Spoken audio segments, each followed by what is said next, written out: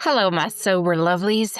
Before we dive in, I'm really excited to announce my group coaching program for women is live, and you can join now.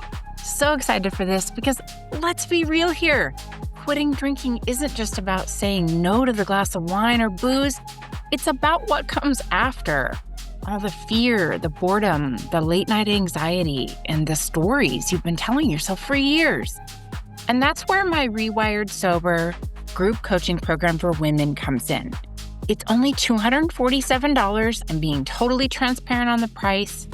It's for 3 months, and you'll learn how to shift your mindset, build habits that actually stick, and question the core beliefs that have been keeping you stuck, and find healthier ways to deal with that loneliness and that now what feeling.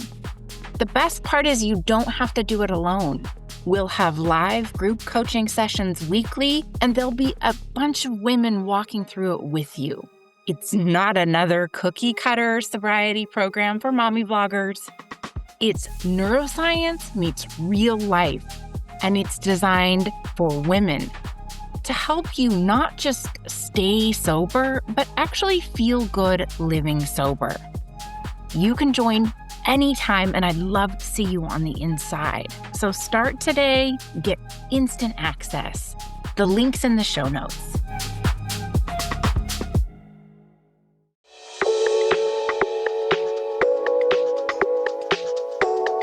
Hey there, and welcome to You've Been Selected. I'm your host, Kate Vitella, and something tells me you didn't just stumble across this podcast by accident. Maybe, just maybe, you've been called here, like selected by the universe for something more. So let's get started. Welcome back to another episode of You've Been Selected. This is just going to be me, myself, and I hogging the mic, ranting on.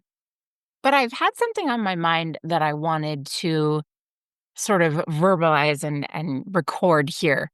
Is I recently posted this silly reel of me like in a bathrobe with a sleeping bonnet on, talking about my new mantra. And I was mockingly holding a banana up like it was a phone because I'm often on the phone chatting to one of my sober besties, downloading all my big, great ideas. And so this reel was of me basically pretending like I'm on the phone. And I said, hey, I have a new mantra. And my new mantra is get sober, get a life, and get dressed. And I thought that was pretty clever and pretty funny. But then I started thinking about how much that actually resonates with my messaging and my story now. So it's pretty obvious what get sober means.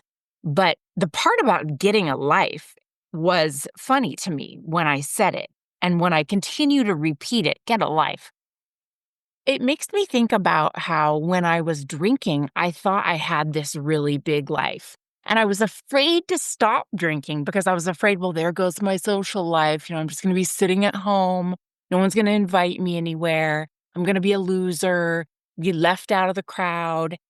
And so I really thought, and I mean this, I thought when I got sober or when I had to quit drinking, it was the biggest punishment in the whole world. I mean, there were times I was suicidal because I was pretty sure life as I knew it was over. And I was right. It was. But I didn't know that there was a better life coming for me. And so when I say get a life now, I laugh because my sober life is huge. But my drinking life was so small. And in my drunken stupor, in my wine haze, I thought, oh, yeah, I'm really doing it. I have this great life and I'm this big socialite and, I get to dress up all the time. And fashion was really important to me. And so I really equated it to, you drink and you dress up, right? Who thinks, oh, I'm going to get dressed up and go out sober? Nobody. I mean, even fashion brands and ads commonly throw in a woman sipping some champagne, or there's always alcohol involved in the fashion scene. I mean, one of our biggest fashion conglomerates is LVMH, which is Louis Vuitton, Moet Hennessy. And so there's always this crossover between the two worlds. And so, of course, I thought about, well, there goes my entire persona, my entire image of me wearing something fabulous, holding a glass of something in my hand. And it was basically like, my social life's over. Cool Kate is over. I remember even calling my sister and saying, well, it looks like you guys aren't going to be able to call me Hollywood anymore. They used to call me Hollywood because I had big nails and big hair, and I drove a BMW, and I was a mess, but I thought I was so cool. And I really thought all that was going away. And like I said, to some extent it was. Thank God, because it was cringe. And I didn't really have a life. What I had was drunken happy hours and blackouts and saying sloppy things to people that I later regretted, showing up as a version of myself that was so desperate.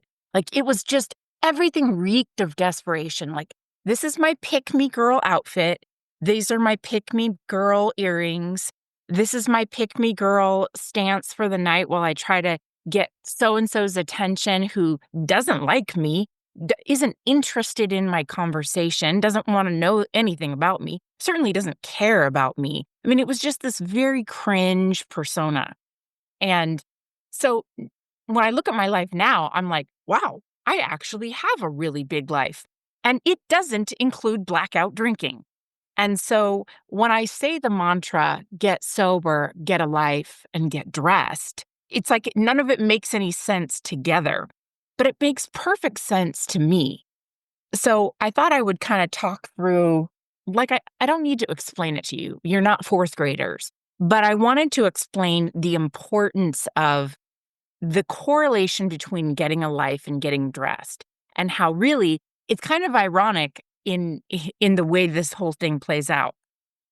So I'm going to take you back to when I was in early sobriety, and I was about 2 years sober, I think. I was still really fumbling with my identity as I was trying to cling on to parts of myself that were the drinking, partying Kate, right? Like, I was trying to cling on to the part that of me that dressed up and that was still feeling fabulous and still feeling trendy and part of the group, and maybe even convincing people, oh yeah, I can stay up late and go to the bars and dance all night without even having any alcohol. There was still that part of me that was a little confused and lost. I was feeling good in my sobriety, but also I didn't quite have my footing. And so Elise Bryson reached out to me and approached me to write a column for the Sober Curator on fashion. And it was, at the time, the Sober Curator was new, and she had curators writing about basically everything else, NA beverages, art, music, events, travel. She just didn't have anyone writing a fashion section. And in my stupid pick me girl way, I sort of felt like, oh yeah, I know something about fashion, but I didn't. I knew nothing. What I knew was how to pick out an outfit that I thought other people would like. I knew how to dress on trend, and I knew how to show up to a party and look sexy. I knew how to put some colors together, but I really didn't know the depths of it. And the reason I say the depths of it is because over the last 5 years, I've spent some time studying fashion from both a watch 1,000 YouTube videos perspective, read the books, listen to the podcast, but also studying how it's played out in my own life. Like, if you look at the progression of my wardrobe and my personal style, and you relate it to the progression of my personal development, there's a clear correlation here. So stick with me on this.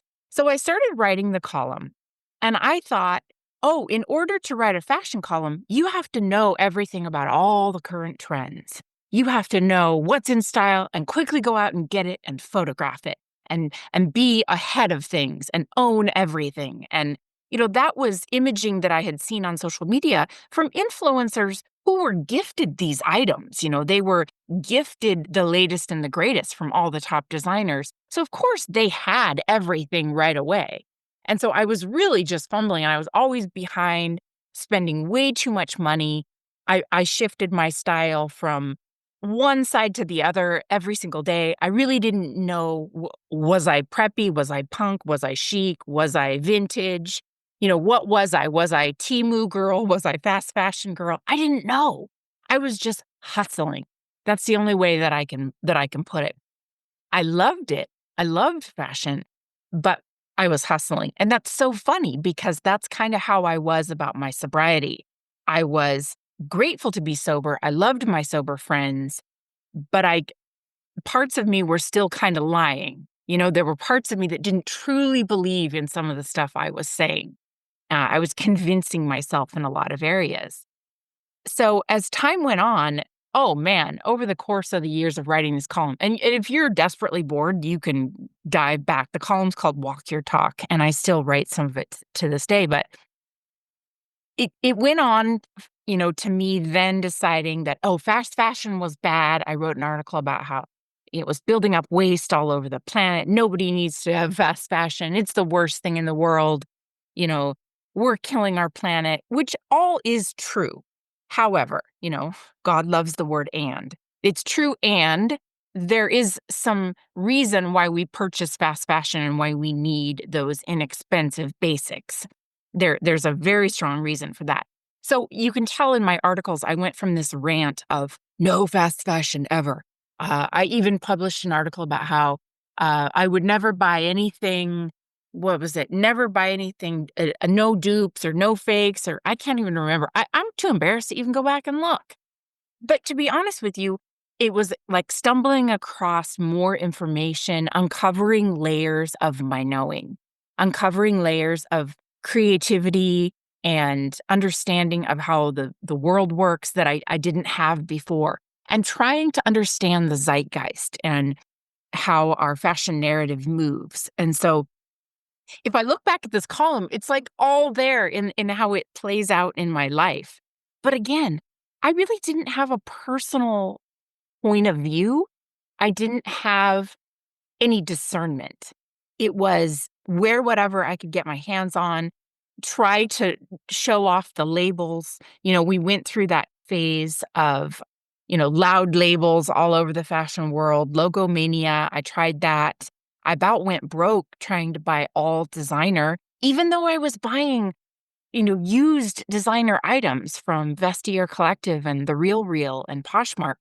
I almost went broke because on a nurse's budget, I'm not buying all my clothes at the RealReal. I'm sorry, I'm just not. Those things are pretty expensive.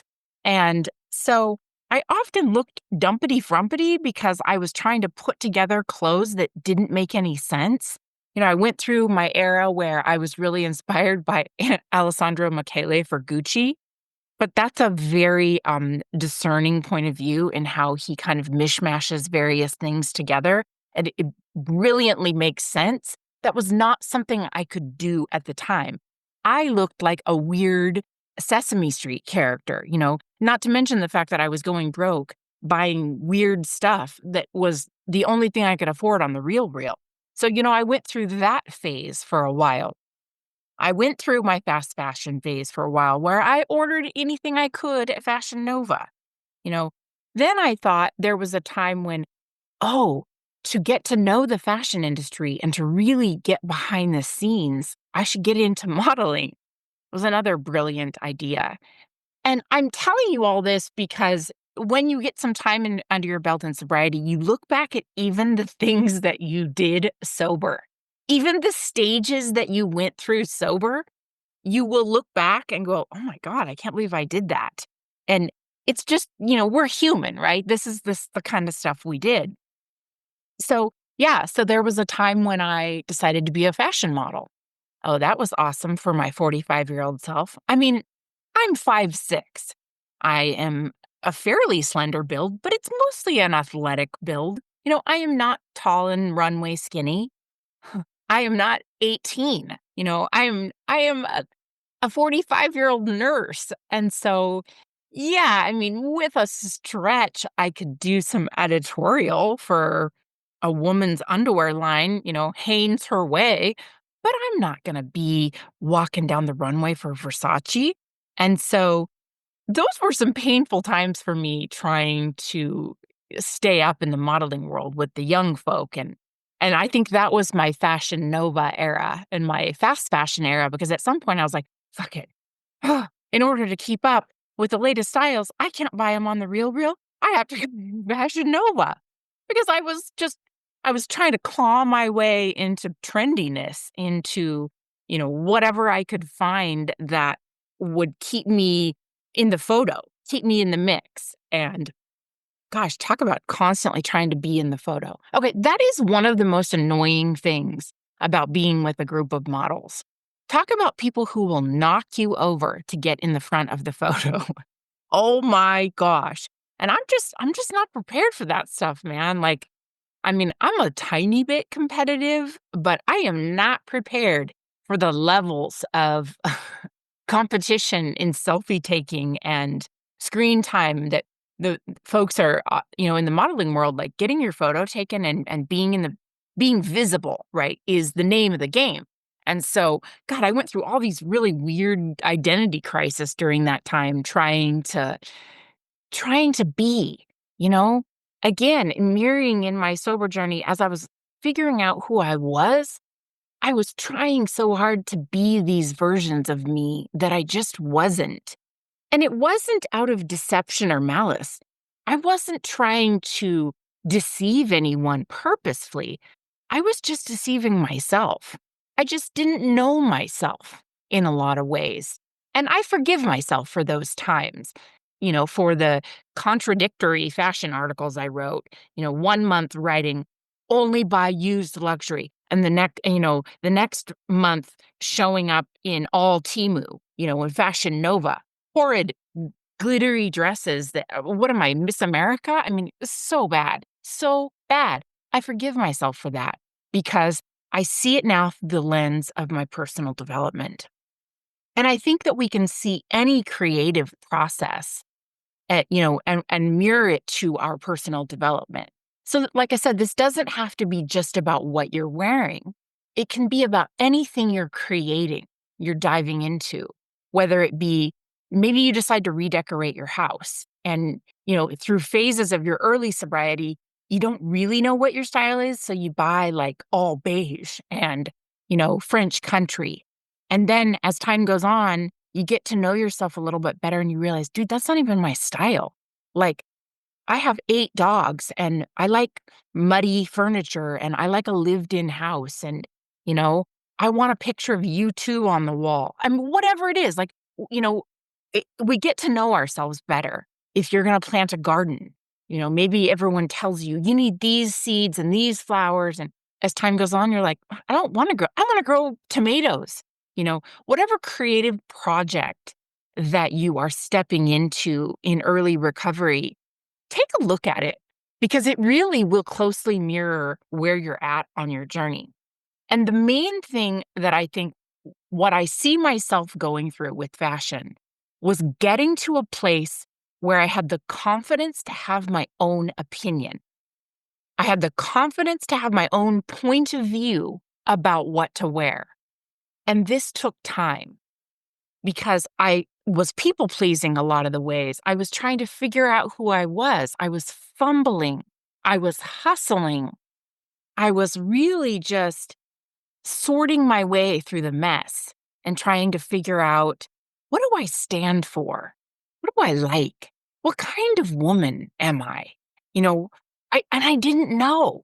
I've been drinking every day since I was like 25, and I got sober at 38. So those formative years and figuring out what kind of woman I was or what I stood for, damn, I did not know.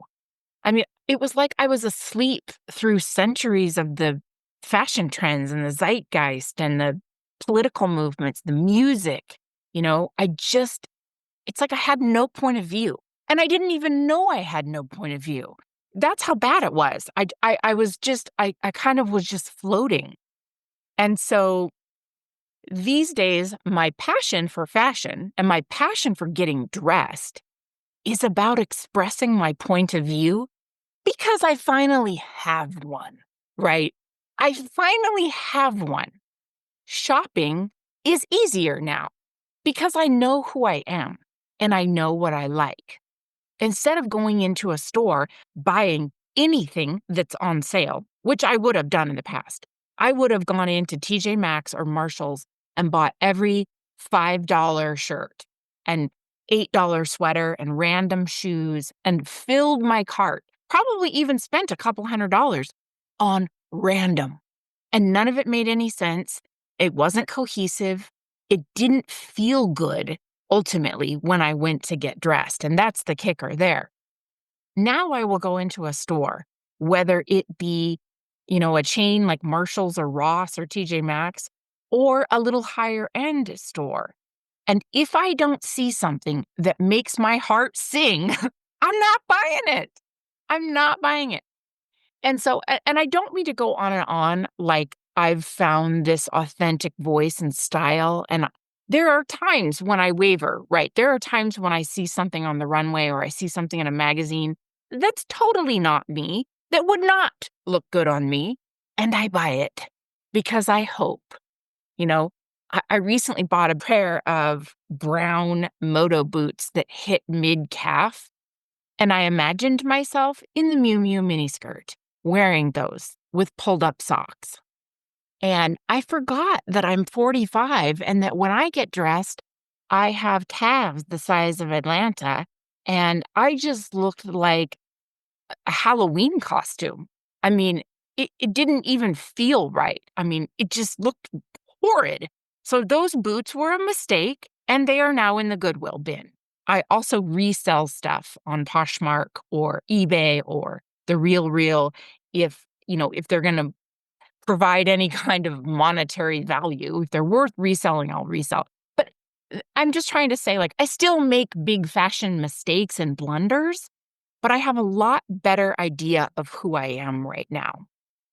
And I've found that when I went into coaching and when I decided to start this podcast and really lean into the nursing knowledge and the addiction science knowledge I had, I sort of made a decision at that point. Well, I felt like I had to make a decision. Am I fashion Kate or am I nurse Kate? Am I, the science minded, smart nurse, psychiatric driven, mental health? Is that my genre, my bubble, my zone of genius? Or is it fashion? And as my best friend Elise likes to say, God loves the word and. And I realized I'm both. Spoiler alert. I get to be both. I get to be all of it. I get to be a smart, educated nurse who knows a lot about addiction science and the way the brain works. And I also get to wear whatever the fuck I want. And that was like the biggest revelation to me, that I could be all parts in one, that I didn't have to choose a lane.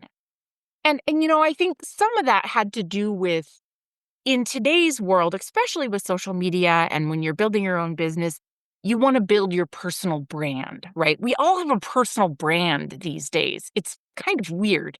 Instead of just saying, this is me, it's like, okay, what's your color? What's your signature style? Like, what's your quote? What's your tagline? We all want to stand out. And so there was some of that pressure. And that's just because I'm a small business owner and I have a tiny social media presence and I am a tiny version of a public figure. But I do see that overall in the culture today, regardless. I see people really wanting to develop a personal brand around who they are and what they stand for. Spoiler alert, a lot of that is conveyed through the way we dress. So even people who tell me, oh, I'm not into fashion, I don't care what I wear. In my head, I'm like, yes, you do. You don't realize you do, but you do. Because here's the thing. We all get up every single day and put clothes on our body. Well, I hope we do, because nakedness just isn't going to fly. So we all get dressed. And what we wear says a lot about who we are, whether we realize it or not. Even if what we're trying to say to people is, I don't care, that still says a lot. It says you're too academic, you're too busy, you're too smart, or maybe you feel like you want to represent that version of yourself versus, you don't want to look materialistic or shallow or, fashion girlies often get this label that we're just these materialistic shallow hals, and that's so not what it is, especially when you really dive into studying fashion history and the fashion community. You will find it's some of the deepest thinkers that you will some of the most brilliant creatives and the deepest thinkers out there. In fact, as I was going on to, get my certificate to be a nurse coach and really figure out my style of coaching and how I wanted to show up in the personal development space, I felt really frazzled and burned out by personal development gurus, other coaches, quote, thought leaders, speakers. I was like, oh my God, if I have to read one more personal development book, I'm going to puke. Like, I really couldn't find anyone in that space that their work and their story and the way that they conveyed their messaging to people just lit me up and lit me on fire. I couldn't find it. And that's just my personal perspective on it. But when I slowed down and just kind of said, screw it, and started watching some fashion documentaries, that's when I found my true inspiration for deep thinking, creative individuals. Because helping others is very creative, right? Having a podcast, even though it seems really technical, is very creative. Showing up online, picking out your brand colors, your presence, the font, the way that you want to speak, the music that you choose, that's all very creative and it's very personal and it can be very vulnerable to show up in that way.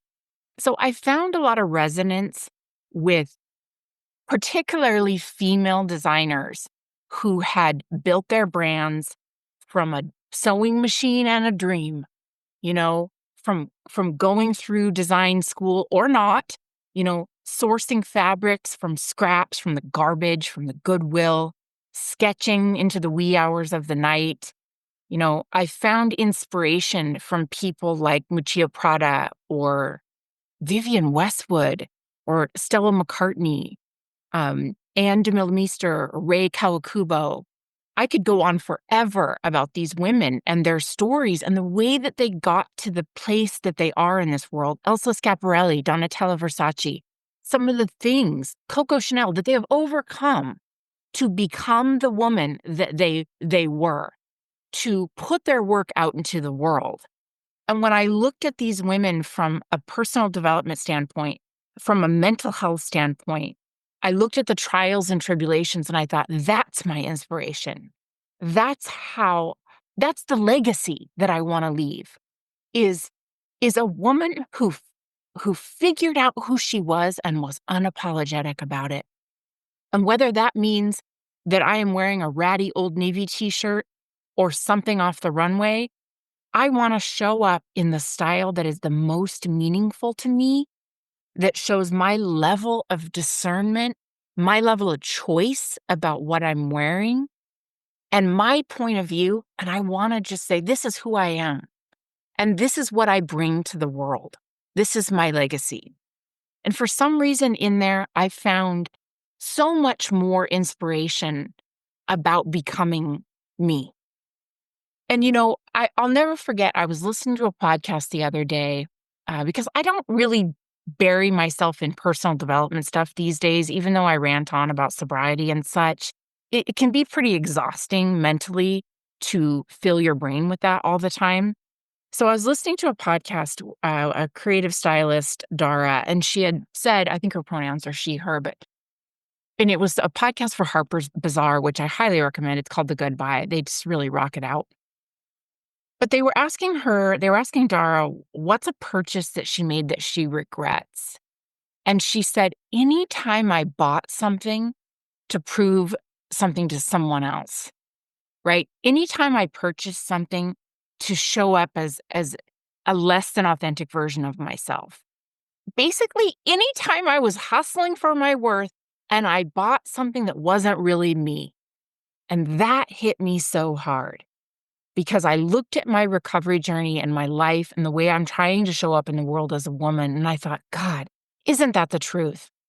You know, I don't regret a lot of things I purchased because it's just sometimes on a whim, and I don't spend a lot of money on clothes because I'm a nurse and that budget isn't really giving luxury shopping. But I will tell you, when I look back at a photo and I see myself wearing something that I purchased because someone else said it was cool, had it, or would see me in a certain way because I was wearing the thing. That's when I hate myself the most, and I shouldn't say I hate myself, but that's when I feel that I abandon myself the most.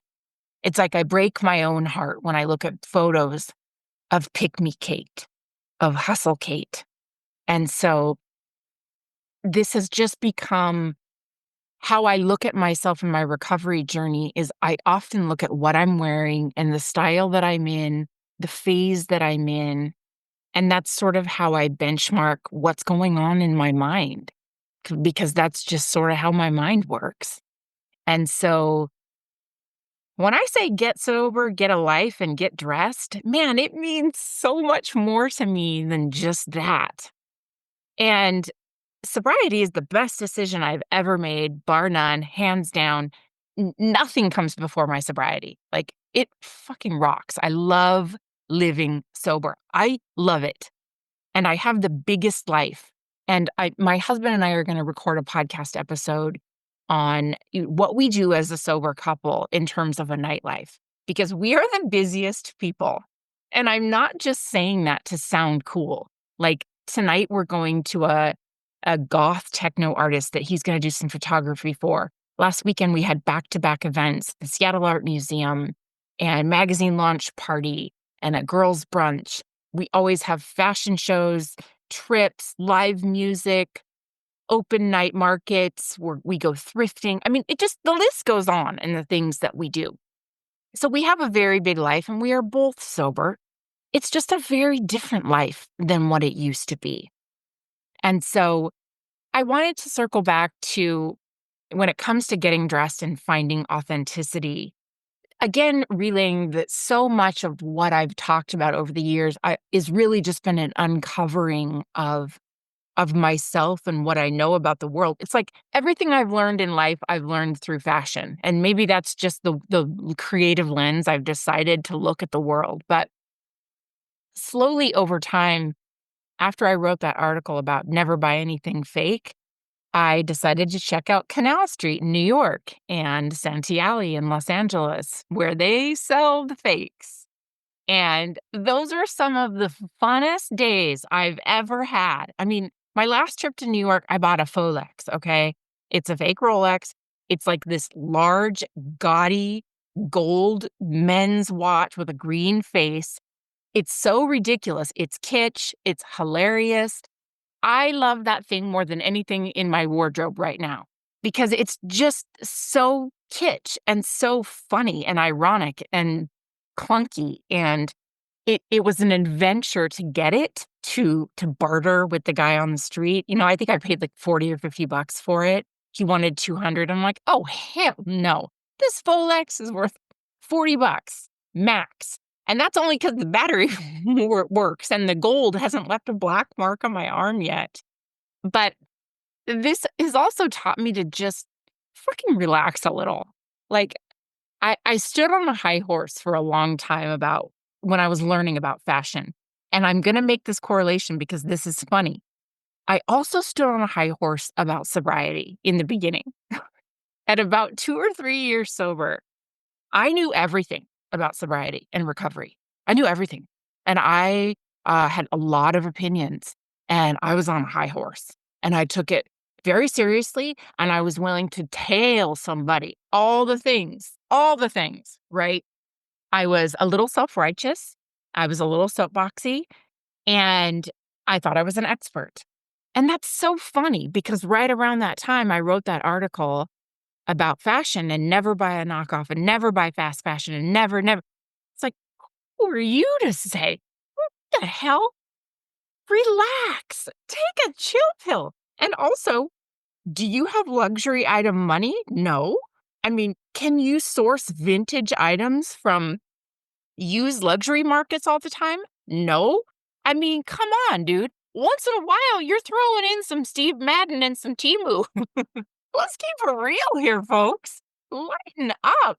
You know, I found myself on Canal Street in Santee Alley and thought, this is funny. This makes me happy.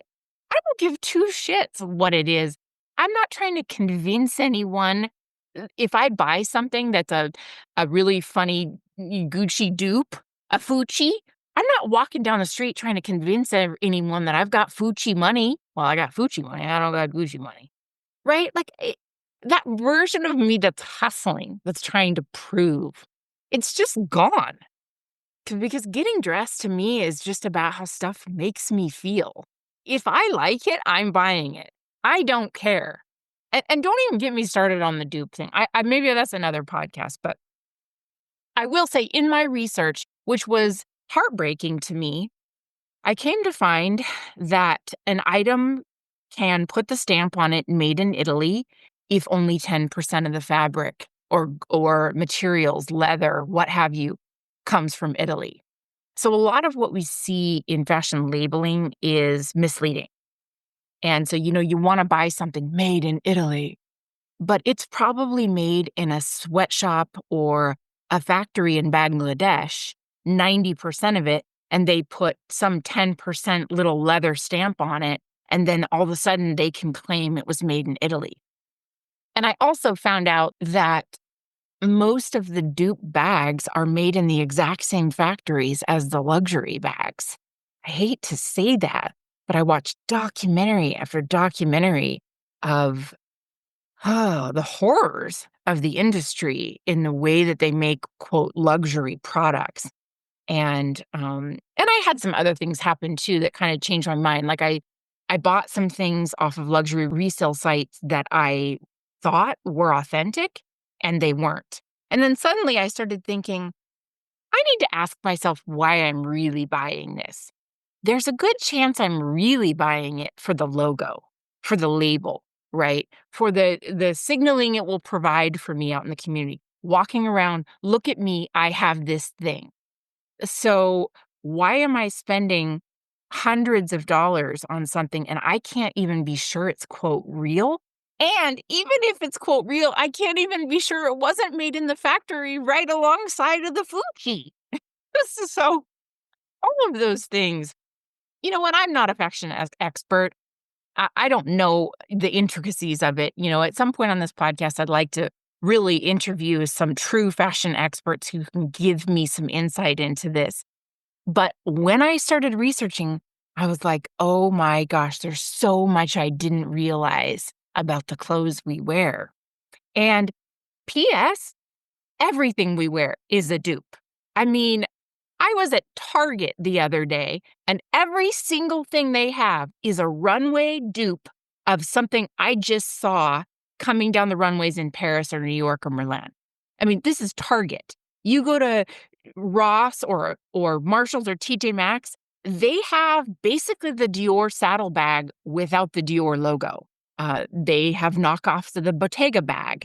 You go to TJ Maxx, Marshalls, H&M, Zara. It's all dupes. It's all knockoffs of what's on the runway. So inevitably in fashion, unless we are purchasing it immediately from the designer, we're buying some version of a dupe. Even if you look at your wardrobe right now and you think, oh no, I got that from, Anne Klein or Old Navy, and I bought that retail before anybody else had it. It's still cut and designed from some kind of silhouette that came down the runway, or it's a Pantone color sourced after what was in Milan or London on the runways. And so, I mean, I also came to find that I was never going to be a person who could afford true couture or true luxury items. So I was constantly going to be wearing dupes of dupes of dupes, right? It became so crazy to me. And again, as I got to know myself a little bit better, develop some more confidence in myself, I was like, what the fuck does it even matter? What matters is that I feel good in what I'm wearing. What matters is that I step out of my house feeling authentic, that I am having fun with hats or brooches from the Goodwill or old belts. Or lately, I've been buying these random safety pins from this junk shop down the road and sticking them on things. Old patches I've been buying. I even bought a hot glue gun. What matters is I'm having fun. And of course, there's true science behind dopamine dressing and dressing for yourself. The increased confidence, the increase in dopamine, the feel good chemicals. When we are more confident, we act more confident, we convey more confidence, we're more likely to, ask out that person that scares us or intimidates us, or maybe ask our boss for a raise. I mean, we've all heard all those tropes. And that's kind of what I'm getting at, but not really. You know, Dress in what makes you feel good, and it will do wonders for your personal psyche, which will in turn do wonders for your recovery. And one final thought I had on all of this is that I live in, not a small town, but not a big town. I live in Olympia, Washington. It's suburban, right? We have a little mall. I think we have some really cool vintage thrift shops. We have a little cool eclectic downtown art scene. But what I'm trying to get at is not a big city. I don't live in New York or LA. I'm not going out to giant fancy events. But I get dressed with intention, with a point of view. You know, Diana Vreeland is famous for saying, like, bad taste is better than no taste at all, right? There's intention behind it. And I do this because I've realized that if I don't put on something with intention that I like, that makes me feel good, when I go to Starbucks or the post office or Target, then I will never wear the cool stuff in my closet. Because that is my day-to-day life. My day-to-day life is running errands, doing a few things around the community, and that's when I wear the thing. You always hear people say, well, I would buy that, but I have nowhere to wear it. Or I really wanted this item, or I did buy it, and it just sits in my closet collecting dust because I have nowhere to wear it. And to that I say, fucking wear it anyway. If you see me downtown Olympia, I'm probably, quote, overdressed. I don't care. I'm dressed for me. And that helps me in so many ways. I can't even begin to tell you. So I think I just did, though. Thanks for tuning in. I hope that this was helpful in some ways. And if you like this concept, send me a message on Instagram or Facebook and get sober, get alive, get dressed. Maybe I'll make a t-shirt. I think we need t-shirts. Yeah, for sure. So I hope some of that resonated with you.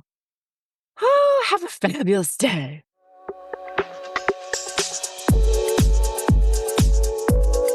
Thanks for tuning in. You can find me on my website at katevitella.com. You can also connect with me on Instagram at katevitella. I would love to hear from you. Any feedback or questions, shoot me a note. So until next time, peace within and bullshit out.